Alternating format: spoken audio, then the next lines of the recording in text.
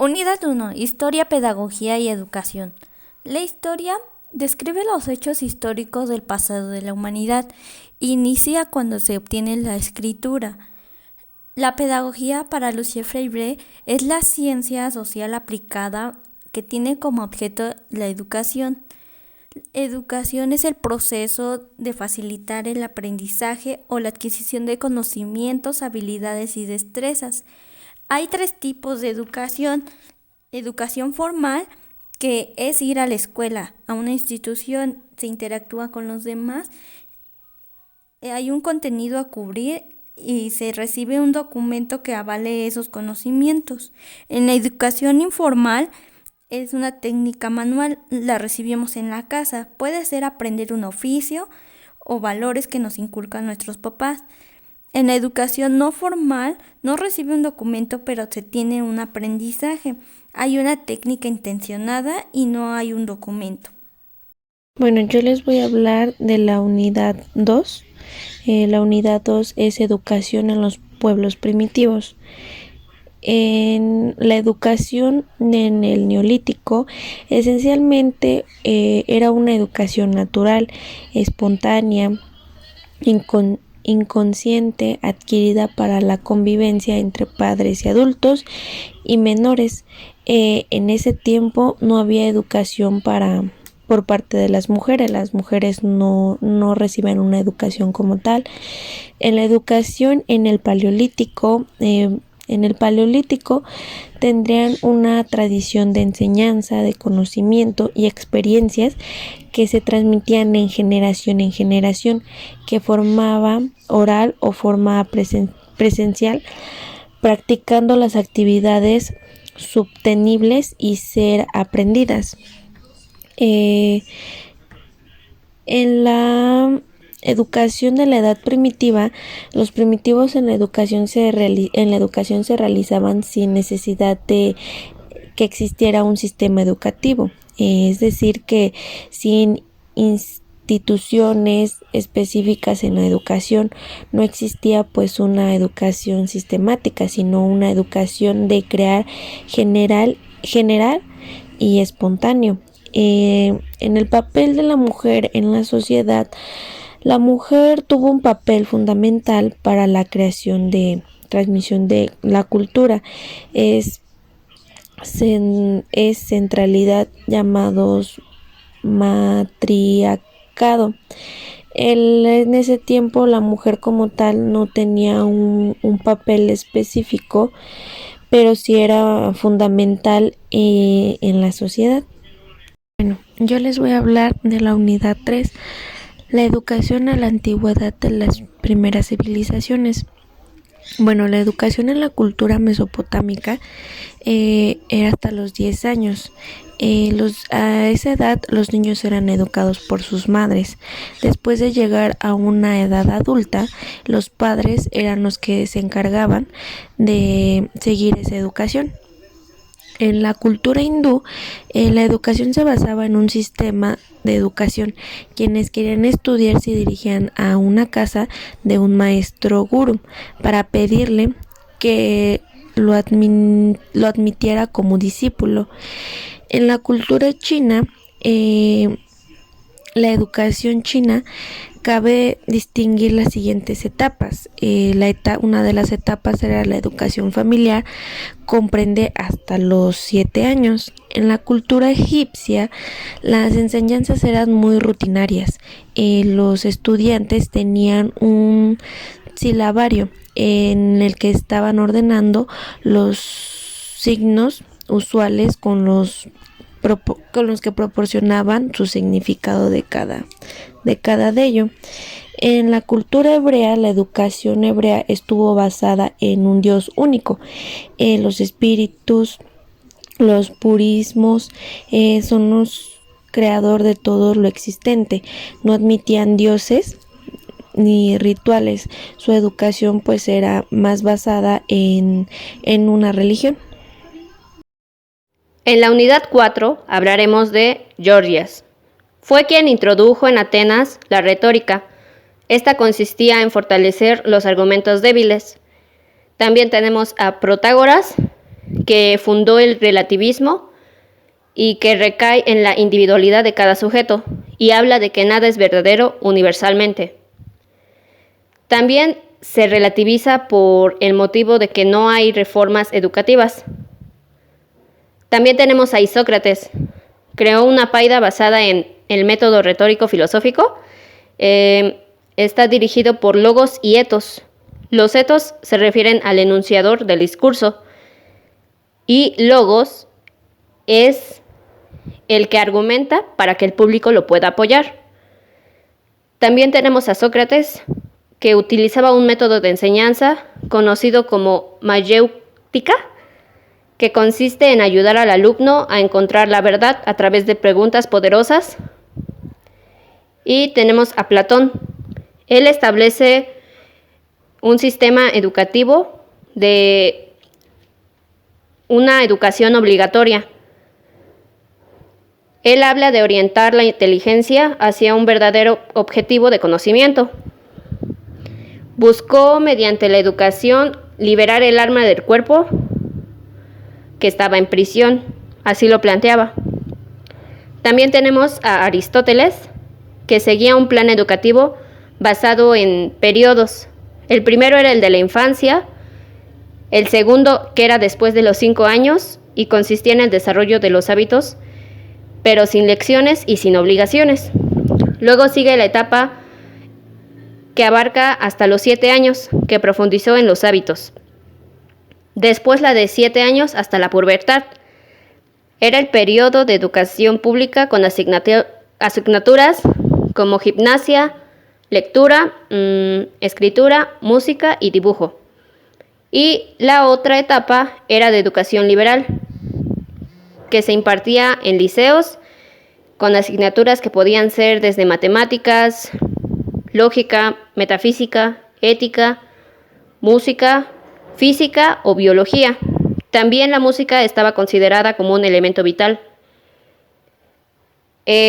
Aristóteles dividía la educación en dos. Por un lado estaba la educación moral y por otro la intelectual, pero las dos eran importantes. Y luego tenemos a Plutarco. Era la enseñanza de deber ser. Era el que formaba hombres libres y que buscaban la perfección. Él quería transmitir conocimiento integral y a la vez conocimiento global. Unidad 5. La Roma clásica. Era un mecanismo vinculado a los patricios que proporcionaba a sus hijos una educación al modo griego. Bueno, pues esta educación tenía la intención de formar a los alumnos en el arte de la oratoria. Se formó de 3 etapas. La primera fue la monarquía, república e imperio. En la monarquía se dividía en educación básica y educación elemental. La educación básica era la familiar, en donde te enseñaban los valores, y la elemental ya te enseñaban cálculo, lectura y escritura. Los tipos era familiar, que transmitían conocimientos y valores. Militar, pues se refería al ejército, y el civil ocupaba cargos a la asamblea. Bueno, el segundo, que fue república, se dividía en 3 tipos de educación: educación elemental, educación media y educación superior. La educación elemental fue de los 7 a los 12 años, en donde te enseñaban a escribir, leer, las bases del cálculo, latín, y nutridor, que es el que lee, niño o el adolescente, y ludo significa literanos. La educación media era de los 12 a los 16 años. Te enseñaban oratoria, educación mixta, económica y administración, y grammaticus, que era la escritura correcta, cómo se debía de escribir. La educación superior de los 16 a los 20 años, en donde te enseñaban la educación política y la cultura en general, geografía, astronomía y física. La educación familiar era la que comenzaba de los 0 a los 7 años.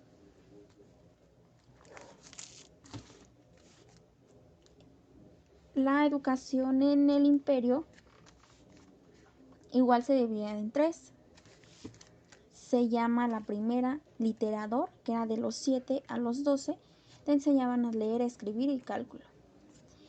Grammaticus, de los 13 a los 16, era conocer como el anterior que ya les había dicho, que era la gramática, la lectura, es conocimiento en general. Y el rector, que era de los 17 a los 20 años, que era el arte de hablar y expresarse, ya era una ciencia jurídica. Bueno, en este tipo de educación, las asambleas se formaban de un curial, centurial y tribal. Los curiales eran los patricios, centurial era el militar y el tribal era el plebeyo. En la Roma clásica se destacan dos autores. El primero es Cicerón, primero en determinar la importancia de la elección de carrera e importancia de la información del orador. Aquí Cicerón nos hablaba mucho sobre el orador, que era una de las principales características de la Roma clásica, que era formar al orador, y Cicerón decía que debía ser perfecto siempre y cuando tuviera una buena dialéctica, filósofo y jurista. El segundo era Séneca, el individuo es el centro de todo. Y otro que no se me debe de olvidar es Quintiliano, que fue el que dio las bases de la pedagogía gramatical. Unidad 6. La educación y la pedagogía en la antigüedad, el cristianismo primitivo. En esta época se dieron las primeras escuelas, las cuales fueron escuela catequista, escuela de Alejandría, escuela episcopal, escuela parroquial, escuela monástica, escuela patrística y la escuela de los catecumenos. Las escuelas catequistas eran donde se enseñaba la palabra de Dios. Recuerden que en esta época se dio el cristianismo. En la escuela de Alejandría se aplicó el análisis metafísico de los datos de la fe con orientación platónica y a la interpretación alegórica de los textos sagrados. Esto quiere decir que se le dio como que importancia a Platón. Después sigue la escuela episcopal, que fue un colegio de los obispos, y dice que al objetivo de la pedagogía dice que el hombre debe tener un orden natural de la vida. La escuela parroquial, donde dice que los debe acoger e integrar comunitariamente, favoreciendo la identidad humana y cristiana. La escuela monástica era principalmente para formar a los monjes. La escuela patrística se desarrolló en la Edad Media y surge con los objetivos de desplazar a las otras religiones o doctrinas religiosas. La doctrina religiosa, lo cual su fundamento estaba en la creencia de Dios. Ahorita esas escuelas se centraban mucho en Dios, debido a que era la época, como ya había dicho, del cristianismo. Se destacaron dos autores. San Basilio, que decía que la educación era la perfección moral y fundó los monasterios orientales. Y Clemente de Alejandría nos dice que el juego debe ser de importancia para que el niño encuentre su vocación. Clemente de Alejandría es el que nos pone como el centro al juego. El juego debe de ser importante para que el niño pueda aprender para qué es bueno, cuáles serían sus habilidades y que encuentre su vocación o su futuro. Otros autores, pero pues estos serían un poquito fuera de la pedagogía, pero que se encuentran también dentro del cristianismo, es el apóstol Pedro, Pablo y San Agustín. Hola, buenos días. Voy a hablar de la unidad 7, la educación y la pedagogía en la Edad Media. Cabe mencionar que en la educación caballeresca Baltasar Castiglione en el siglo IV al siglo XVI, la educación del caballero se realizaba cuando era niño en el seno de la familia, en el palacio propio. Entre los 6 y 7 años era acabado bien a la corte, en el palacio de otro caballero, quedando principalmente al servicio de las damas como paje. Cabe mencionar que en el siglo VI y IX, la educación monástica, con San Benito y la regla de la orden. Las escuelas monacales. Este tipo de escuelas estaban destinadas a la preparación de niños y jóvenes para la vida religiosa. En el siglo VII, la regla de San Benito tuvo gran difusión a partir de ese mismo siglo. Nos cabe mencionar que en el siglo XI, en las escuelas catedrálicas. En el siglo XIII nos menciona la primera universidad en aparecer fue la Universidad de Bolonia a comienzos de ese siglo. En el siglo XV, que es la Edad Media, la escuela palastina, en la Alta Edad Media, la escuela palastina fue una escuela fundada por Carlomagno, el emperador del Imperio carolingio, en la capital Aquisgrán, durante el denominado Renacimiento carolingio, un periodo de florecimiento intelectual durante la oscura.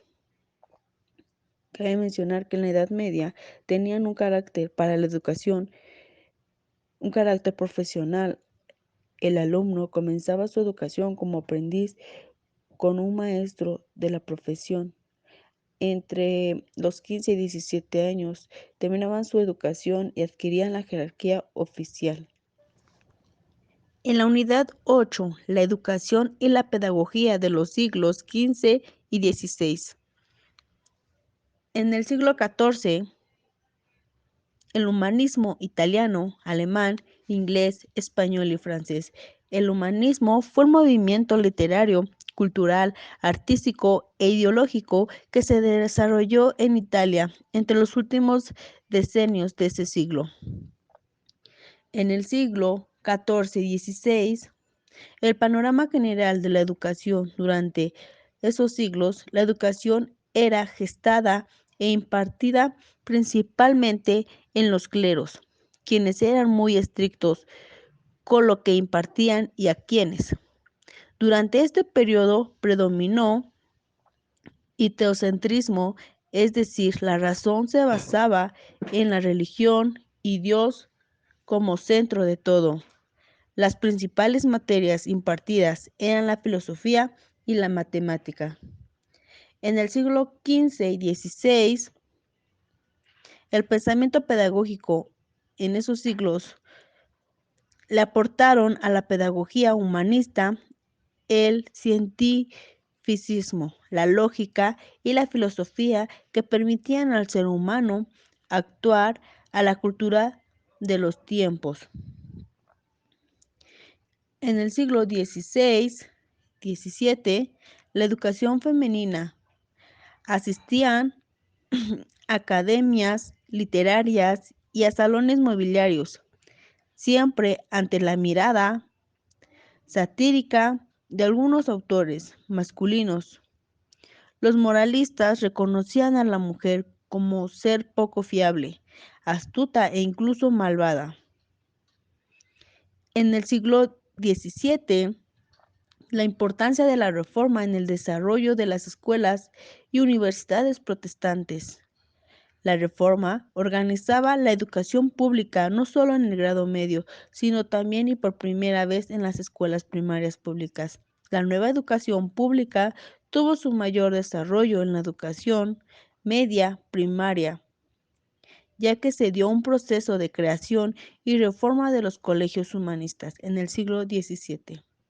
Cabe mencionar que en estos siglos fue la educación y la pedagogía. Gracias.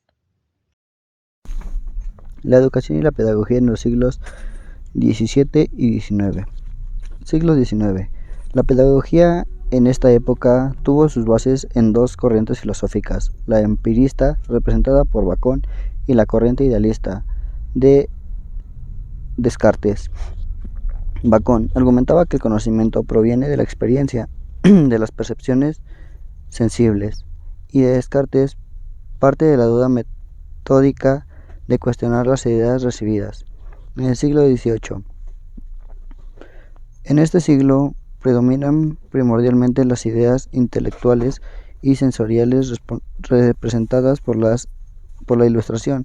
Luego lo hacen las ideas naturalistas de Rousseau y finalmente el idealismo de Pestalozzi. Realismo pedagógico. La educación realista se basa en la formación humana en el dominio del mundo superior sobre el mundo interior, en la superioridad del conocimiento de los fenómenos naturales y de los hechos sociales, representantes del realismo pedagógico. Wolfgang Reich, 1571-1635.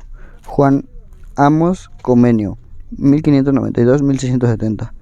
John Locke, 1632-1704. Francisco de Salignac de la Motte Fenelon.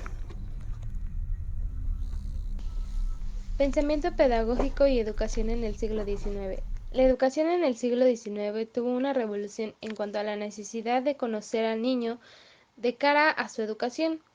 La psicología está basada en la experiencia de cada ser humano, produciéndose así el cambio más evidente en la forma de la educación. Esta vertiente está representada por Pestalozzi y Herbart. Pestalozzi se inclinaba más hacia la individualidad del niño. Postulaba que el individuo es una unidad de inteligencia, sentimiento y moralidad y que sin uno de estos elementos la educación no sería integral. Por otra parte, Herbart era riguroso en sus estudios acerca de la educación y la pedagogía. Su trabajo siempre se basaba en investigaciones previas, con resultados comprobables, es decir, una investigación científica orientada a la educación que recibe el niño. Hacia una fundamentación de la pedagogía como disciplina científica. La pedagogía como disciplina es capaz de establecer diversos métodos que posibilitan el análisis dialéctico educativo-cultural. Su etimología está relacionada con el arte o ciencia de enseñar, es decir, mantiene relación entre lo instructivo y lo educativo. El pensamiento pedagógico y la educación en el siglo XIX. La corriente psicológica que preconiza Luis Vives y que impuso el realismo pedagógico alcanzó su cenit en Rousseau, que basaba las etapas de la educación en el desarrollo psicológico del sujeto. A pesar de todo, en la etapa siguiente la psicopedagogía va a alcanzar edad de adulta. Por eso, durante este siglo se perfila una corriente conocida con el nombre de pedagogía psicológica. Kant, el surgimiento de la pedagogía como disciplina sobre pedagogía. Kant piensa que el hombre solo se acerca a la perfección por la educación y es partidario del hombre integral. Herbart y la pedagogía científica. Herbart basó la pedagogía en la ética que marca los fines de la educación y la psicología que indican los medios. Pablo Natorp, la pedagogía como disciplina social.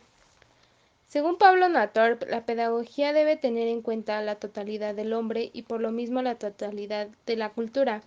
La formación humana se lleva a cabo mediante un proceso en la asimilación de los valores culturales dados en la comunidad de la vida. Dilthey, discusión sobre los principios de generalización universal, la pedagogía historicista. Dilthey tenía objetivo principal la seguridad práctica de la acción humana dentro de la sociedad. Por ello, la filosofía representa un instrumento que sirve como guía a la acción social del hombre. La educación es el propósito principal de la filosofía, por lo tanto, solo especulamos para actuar. La educación preescolar. Los pequeños deben tener oportunidades que los hagan usar las capacidades que ya poseen y continuar despegándolas. Por ello, la acción de la educación es un factor clave, porque establece el ambiente, plantea las situaciones didácticas y busca motivos diversos para despertar el interés de los alumnos e involucrarlos en actividades que les permitan avanzar en el desarrollo de sus competencias. Froebel y la educación infantil. Froebel fundamentó un sistema de enseñanza fundado por el juego para la educación de los niños y que tengan un buen desempeño. La pedagogía del positivismo y el evolucionismo. El positivismo acompaña y provoca el nacimiento y la afirmación de la organización técnico-industrial de la sociedad, basada en la ciencia y condicionada para ella. Comte, Spencer, Stuart Mill y William James. La educación para ellos es la preparación para la vida entera, acentuando sobre ella el carácter científico. El surgimiento de la pedagogía experimental. Tenía como objetivo general crear una pedagogía científica que proporcionara y propiciara el desarrollo de investigaciones con una orientación práctica. Gunt, Binet y Neumann intentan dar una fundamentación rigurosa a la ciencia de la educación. También emplean otras formas de observación, como son la reunión de recuerdos de la propia infancia, el método evolutivo comparativo, la reunión de productos infantiles, por ejemplo, los dibujos del niño, la observación del niño mediante el método de los cuestionarios, mediante diarios y noticias personales en la escuela. Y por último está la educación femenina en el siglo XIX.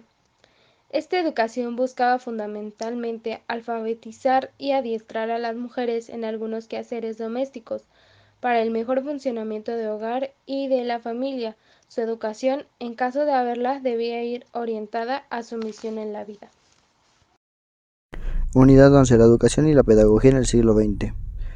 El pensamiento pedagógico y la educación en el siglo XX. En el siglo XX circunda diversas disciplinas auxiliares, entre las que destacan la historia, la neurocirugía, la biología, la psicología, la sociología, la antropología y la ética. La educación de la mujer en el siglo XX. Las mujeres del siglo XX también se debe hacer referencia a la residencia de señoritas de Madrid, que copiando el modelo de residencia de estudiantes. Escuelas activas, escuelas nuevas. Implica un nuevo modelo educativo que, aunque nació en el siglo XIX, está siendo recuperado en los programas educativos actuales. Nació como forma alternativa de entender la educación frente a la escuela tradicional. Creación y difusión de métodos activos. El pragmatismo de Dewey. El pragmatismo como método de investigación atiende a los problemas reales que surgen en los asuntos efectivos. Dewey, 1920. La experiencia común proporciona una función de control con la que constatar los resultados de investigación filosófica. La pedagogía cognitiva y constructiva se ocupa del proceso de aprendizaje de acuerdo con la evolución de la ciencia y la tecnología, es decir, se trabaja los fenómenos de información, resolución de problemas y la significación de objetos y hechos. Esta pedagogía tiene que ver con el proceso de relación entre fenómenos. Claparede y Jean Piaget. Y la educación funcional. La educación nueva y el mérito corresponde a Claparede. El concepto de educación funcional se debe a Piaget, cuyos estudios parten de una idea de Claparede, el cual dice que el pensamiento infantil es estructuralmente diverso del pensamiento del hombre adulto. Vygotsky, el papel de la sociedad en la educación. Vygotsky, Rusia, 1896-1934. Sostenía que los niños desarrollan paulatinamente su aprendizaje mediante la interacción social, adquieren nuevas y mejores habilidades cognitivas. Ausubel, las nociones previas y el aprendizaje por descubrimiento. Ausubel, acorde con los principios cognitivos, plantea que el aprendizaje del alumno depende de su mundo personal, físico y social.